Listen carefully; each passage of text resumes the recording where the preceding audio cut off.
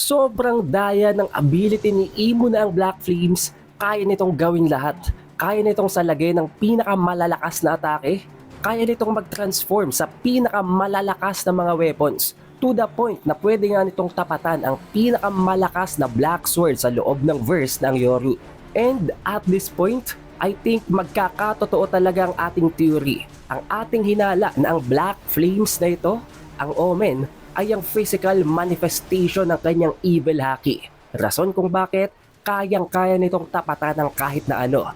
Maging ang Dragon Breath ng Nidhogg na ang Dragon Kingdom Torheim. Malinaw na malinaw at nakita din natin sa chapter na yun guys, nagawa nitong salagin ang atake ng pinakamalakas na weapon sa buong mundo, maliban dito kay Yoru siguro, na ang Ragnir. Maging ang atake na pumatay, nag-one tap sa immortal na Harald na ang Ragna Izuchi, ang atake ni Loki na infused hindi lamang ng Conqueror's Haki kung hindi ng massive amount ng lightnings, tinangke nitong si Imo gamit ang Omen. At hindi nga man lang siya nagpakita ng kahit na anong hirap.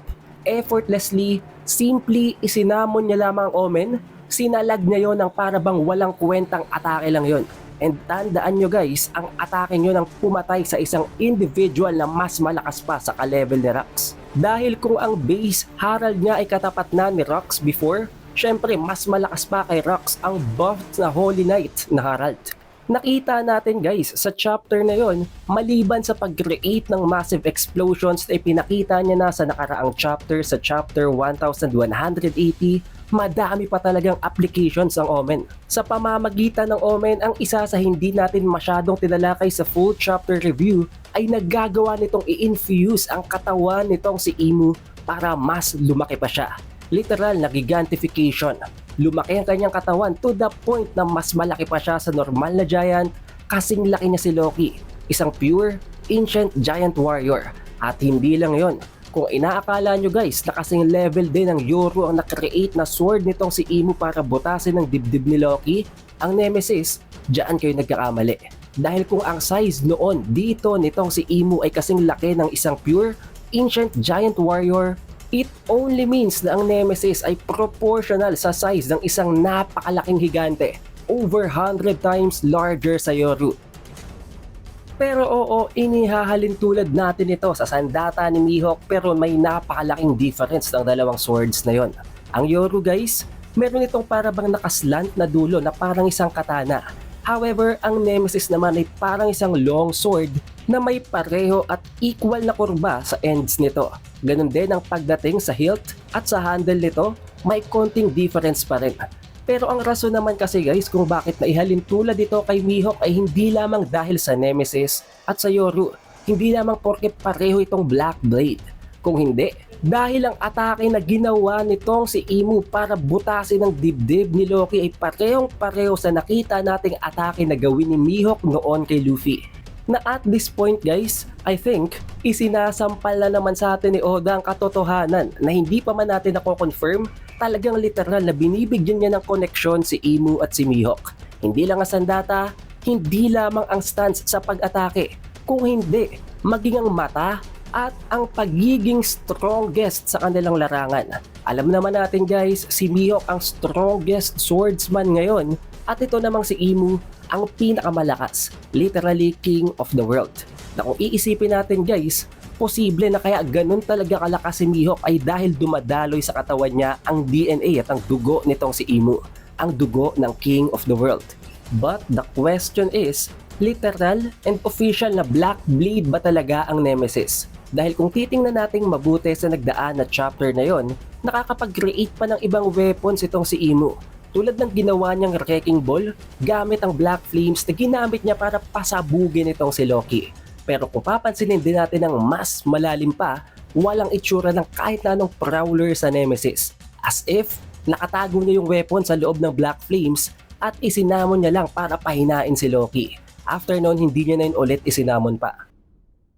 Dahil din sa pag-appear ng sandatang yon nitong si Imo, mas tumaas at mas lumakas pa ang teorya na baka siya talaga ang previous or ang pinakaunang Sun God Nika. Kung natatandaan nyo pa guys, nakita natin before ang silhouette nitong si Nika na may hawak-hawak siyang isang sibat at isang sandatang sword. Akala natin before hindi siya yon dahil baka nagkaroon ng pagkakaiba since ang sandata nga nitong si Imoy isang naginata. Or sabihin na natin na okay si Bat dahil hindi naman ganun ka-accurate palagi ang silhouette nitong si Oda. However, after mai-release ang pag-reveal ng Nemesis, mako-confirm natin ngayon na hindi lamang naginata or si Bat ang sandata nitong si Imu, kung hindi, maging isang sword. Which means, mas lumalapit talaga siya sa pagiging ang Sun God Nika. May sword, may sibat, or ang naginata or ang staff na gamit-gamit niya, nagli-link na ito sa kanilang dalawa. Literal din guys na ina-outclass nitong si Imu si Loki. Kitang-kita natin, malinaw, dinudurog nitong si Imu si Loki. The only chance or ang natatanging pagkakataon na nakalamang at nakapag-land ng hit itong si Loki kay Imu ay nang para bang maging lutang itong si Imu nang maalala niya kanyang memory tungkol kay Joy Boy.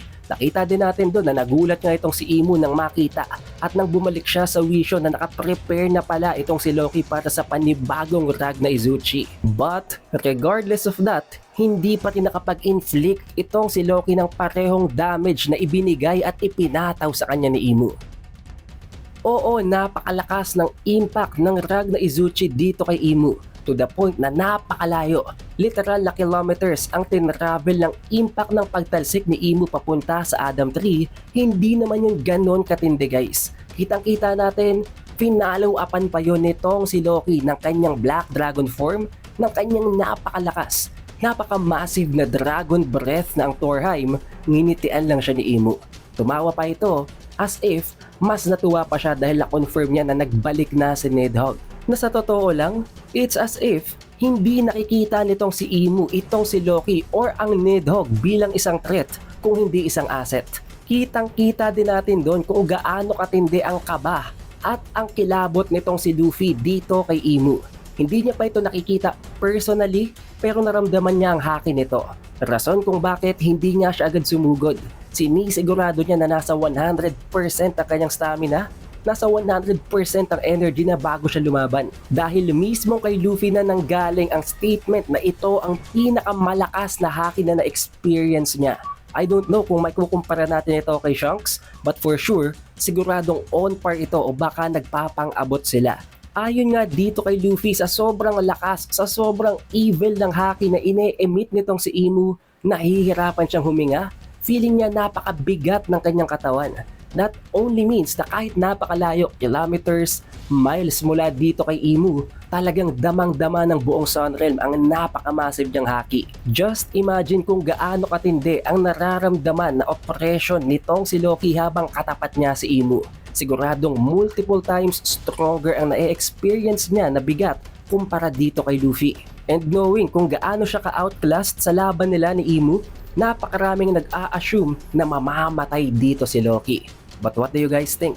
Also, don't worry guys dahil kahit magkakaroon ng magazine break this week, hindi naman magkakaroon ng break si Oda. Which means there are chances na pwedeng makuha na natin ng mas maagap ang chapter 1182 at ma-release na natin yon this week. Kaya naman para ma-notify at para ma-update agad kayo kapag na-release na natin ang spoiler para sa chapter 1182, siguraduhin nyo lang na naka-like, naka-subscribe at na rin nyo ng bell button. It is The Updated Weeb, and I will see you guys on the next one.